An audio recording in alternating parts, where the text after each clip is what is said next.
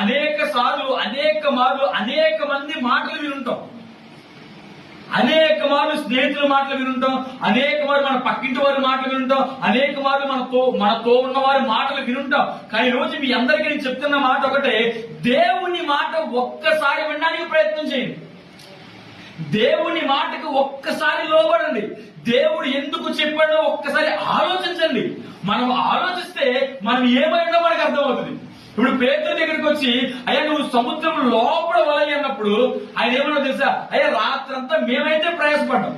రాత్రంతా మేమైతే మనం చాలా సార్లు అనేక విషయాల్లో ప్రయాసలు పడతాం, అనేకమైన విషయాల్లో కష్టపడతాం, నలిగిపోతాం, కానీ ఏమీ జరగదు. ఎందుకు జరగదు అని అంటే, దేవుని మాట వచ్చే వరకు మనం కొన్నిసార్లు చూడాలి. పేతురు జీవితంలో ఎప్పుడు అనుకున్నాడు నాకు తెలిసి, పేతురు జీవితంలో ఎప్పుడు అనుకుని ఉన్నాడు. కానీ పేతురుని ఎప్పుడైతే దేవుడు వెళ్ళమన్నాడో, పేతురు వెళ్ళను అని అన్నా. పేతురు వెళ్ళను అని అనలేదు. ఏమన్నాడు? నీ మాట చప్పున, నీ